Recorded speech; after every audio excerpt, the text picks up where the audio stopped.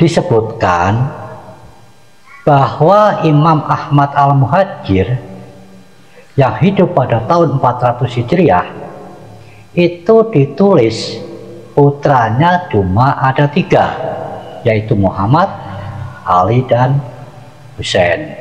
Kalau benar Ubaidillah itu putra Imam Ahmad pada tahun 400 Hijriah tidak ditulis, pasti juga protes. Tapi nyatanya tidak ada yang protes pada tahun tersebut. Tahun berikutnya nggak ada ya, tahun 400 nggak ada, 500, 600, 700, 800, 900 nggak ada itu tulisannya. Anaknya tetap cuma 3 disebutkan. Hanya pada tahun 10 Hijri ada tulisan yang menulis Ali As-Sakron, ditantolkan nama Ubaidillah. Nah, kalau kita mau jujur, pasti tanda tanya.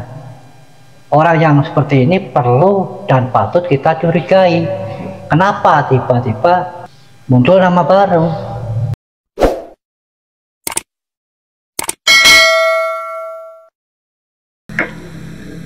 Bismillahirrahmanirrahim. Assalamualaikum warahmatullahi wabarakatuh. Saudara-saudara, video saya ini saya tujukan kepada orang-orang yang mau menggunakan akal sehat serta menjunjung tentang kebenaran dan kejujuran. Sekali lagi saya ulangi, video saya ini saya tujukan kepada orang-orang yang mau menggunakan akal sehat serta menjunjung tentang kejujuran dan kebenaran. Permasalahan tentang nasabah Alawi yang sampai saat ini menjadi perdebatan, saya melihatnya hanya sebagai debat kusir. Masing-masing merasa benar, saling eyel-eyelan. Maka saya akan menyampaikan hal ini, meskipun apa yang saya sampaikan ini saya mencuplik dari omongan seseorang yang telah diupload di YouTube.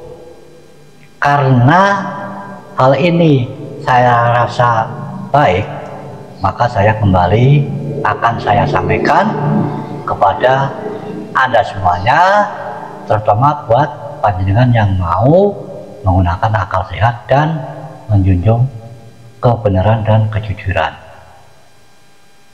Disebutkan bahwa Imam Ahmad Al-Muhajir yang hidup pada tahun 400 Hijriah itu ditulis putranya cuma ada 3, yaitu Muhammad, Ali, dan Husain.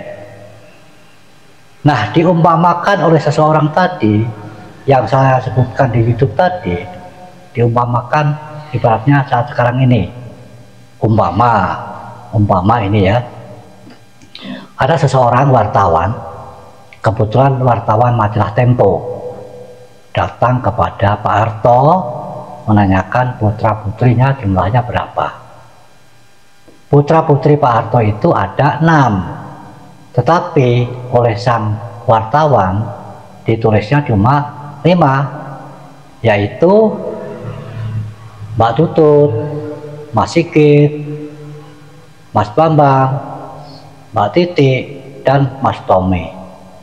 Mbak Mami tidak tertulis, tidak dicantumkan. Pastinya karena Mbak Mami itu juga sebagai putri Pak Harto, pasti protes.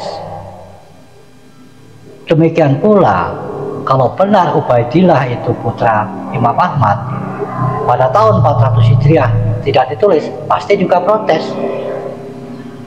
Tapi nyatanya tidak ada yang protes pada tahun tersebut. Tahun berikutnya nggak ada ya, tahun 400 nggak ada, 500, 600, 700, 800, 900 nggak ada itu tulisannya. Anaknya tetap cuma 3 disebutkan.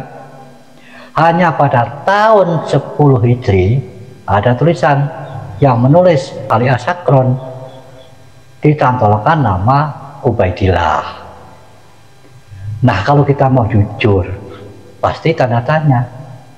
Orang yang seperti ini perlu dan patut kita curigai. Kenapa tiba-tiba muncul nama baru? Tapi kalau kita mau jujur, ya, karena apa? Dengan kurun waktu yang sekian lama, kok tiba-tiba muncul? Pasti orang tersebut kita patut curigai punya maksud-maksud tertentu.